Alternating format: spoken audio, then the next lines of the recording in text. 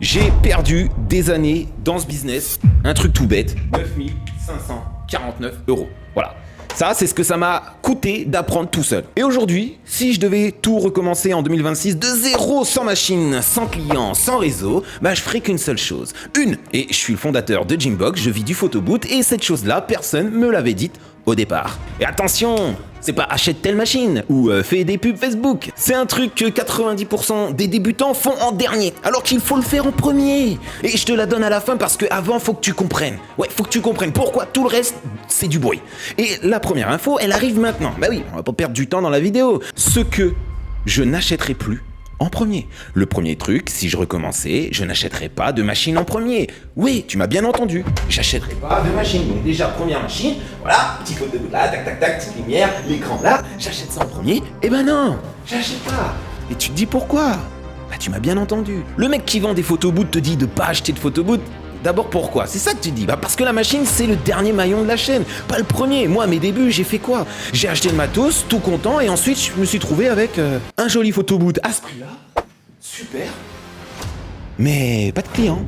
Alors complexe, très compliqué quand t'investis ça et t'arrives pas à trouver ton client. Donc j'avais fait un investissement qui dormait dans mon salon. Donc zéro réservation, zéro client. Une machine ça se rentabilise avec des dates dans le calendrier. Pas avec de l'espoir, juste de l'espoir. Mais non, mais t'es là pour ça, je te partage ça. Donc, alors tu fais quoi si tu n'achètes pas de machine? Tu vends d'abord. Et là, tu te dis, mais je peux pas vendre un truc que j'ai pas. Et si, et c'est même comme ça que tu valides ton marché, sans risquer 1 €. Et dans ce domaine-là, tu peux le faire. Regarde bien, tu prends des réservations, tu loues une machine pour tes 3 premières dates, tu prends des préservations, te la refais. Des pré-réservations, excuse-moi, j'ai eu un peu de mal, ou pas des préservatifs, t'as compris. Tu loues une machine pour les 3 premières dates, s'il faut, voilà. Et le jour où t'achètes, c'est ton carnet de commandes qui paye la machine, voilà. Pas ton épargne, ça change tout, ok. Même si tu vas faire un crédit, machin, parce qu'il y a des plans financement et tout ça, mais voilà. Et deuxième truc, mes premiers euros en 2026, ils iraient pas dans le matos, ils iraient dans la visibilité locale concrètement. Donc une fiche Google Business propre, des photos de vrais événements et des partenariats avec ceux qui ont déjà des clients. Les DJ, les photographes, les wedding planners, les salles de réception, ces gens-là, ils se font demander et harceler de photobooths. Et même si tu vois que sur leur page, ils en ont un. Mais quand sur une date, on leur en demande 2, 3, bah je vais leur donner à telle entreprise, bah ça marchera toujours mieux, tu vois. Et les wedding planners, les salles de réception, ces gens-là, ils se font demander. Vous connaissez pas quelqu'un pour un photobooth? Toutes les semaines. Et toutes les semaines, et toi, t'es pas dans leur téléphone.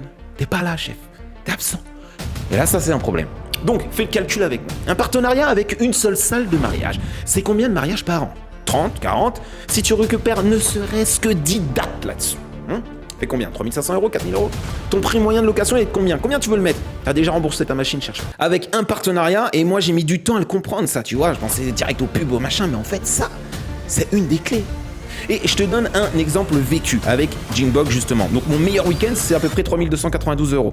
Un week-end, mais ce week-end-là, il vient pas de la pub, il vient pas de la chance, il vient de dates qui se sont empilées parce que le système derrière tournait. Et les bons prix, les bons canaux, les bonnes relances. Donc pour toi, la leçon, elle est simple. C'est pas la machine qui fait le chiffre, c'est le système autour. La machine, c'est 20% du business. Le reste, c'est comment tu la remplis. Voilà. Et comment je remplirai mon calendrier dès le mois numéro 1? Je peux me permettre de vous dire ça? Ok, bah troisième truc. Et celui-là, personne ne le fait. Le mois 1, avec zéro notoriété, bah je ferai une offre de lancement. Clairement, un truc que tu vois sur internet. Et volontairement limité. Tu vois, les gens ils aiment pas trop ça. T'as une petite deadline, tu leur donnes. Tu mets genre 5 dates à prix réduit en échange de photos, d'avis Google et du droit d'utiliser leurs images. Pas pour gagner de l'argent, mais pour fabriquer de la preuve, tout simplement parce que ton vrai problème au début, bah c'est pas le prix, c'est que personne te fait confiance. T'as zéro avis, zéro photo, zéro historique, et l'offre de lancement, bah elle achète ta crédibilité. Et la crédibilité ensuite, elle te laisse monter tes prix. Ça te paraît simple maintenant, mais et fais gaffe à un piège là-dessus, l'offre limitée. Elle doit vraiment être limitée, 5 dates, pas plus. Si tu brades tes prix 6 mois, bah t'as plus de lancement, là c'est plus un lancement chef, plus un lancement, là c'est un marathon chef, pas ton prix, c'est un marathon, non, c'est plus la même. Donc t'es juste le mec pas cher du secteur, et le mec pas cher, bah il attire des clients pas chers. Et tu vois les cercles vicieux. Moi le client pas cher, je l'ai enlevé, parce que le client pas cher, il arrive, là, il t'appelle, tout ça, et tout va bien. Mais il veut te faire réduire tes prix, il veut te dire, t'as tes prix, il veut tout simplement que tu lui fasses une personnalisation qu'il a jamais vue, voilà, et il va te prendre la tête, et après, oh, je trouvais ça dommage il manque des photos, ou qu'il n'y ait pas affiché la photo, et puis qu'il te plie sur tes avis, parce que t'as pris ton client pas cher. qui lui voulait une Mercedes, alors qu'il roule en... Ouais, j'ai rien contre ça, mais voilà, qui roule en voiture sans permis. Enfin, c'est un exemple, j'ai pas... Quatrième truc, le poste de coût que tout le monde oublie, ton temps. En 2026, je montrerai l'automatisation dès le début. Pas au bout de 2 ans, comme moi, au final, non. Parce que les demandes de devis qui arrivaient, la relance automatique, le contrat, la compte en ligne, aujourd'hui avec les outils qui existent, ça se met en place en quelques jours. Moi j'ai passé des soirées entières à répondre aux mêmes messages, à courir avec des acomptes, à refaire les mêmes devis, des soirées que je facturais 0. Et au final, quand il y a quelqu'un qui arrive sur ma boîte mail, là, content d'avoir mon petit tableau, qui arrive sur ma boîte mail et que j'oublie, et que je relance 3 jours après et que c'était une société où je pouvais faire facturer au final presque 1000 € une journée. Puis comme j'ai pas été assez réactif, c'est quelqu'un d'autre qui l'a pris. Parce que je me dis, ouais, ça ira bien lundi. Ah non, ça va pas lundi. C'est un exemple. Donc, pour toi, chaque heure que tu passes sur de l'administratif, c'est une heure que tu passes pas à signer des dates. Automatisto, même simple, même moche, mais fais-le dès le début. Et on peut toujours t'accompagner sur ça. Bref. Et maintenant, la seule sur laquelle je concentrerai tout ce que je recommencerai en 2026. T'as peut-être déjà capté le fil rouge, la machine en dernier, la visibilité d'abord, la preuve avant le profil, l'automatisation tôt. Tout ça, ça pointe vers un seul truc. Et je construirai mon système de réservation avant de construire mon parc de machines. La pipeline avant le produit, c'est ça. Que ça.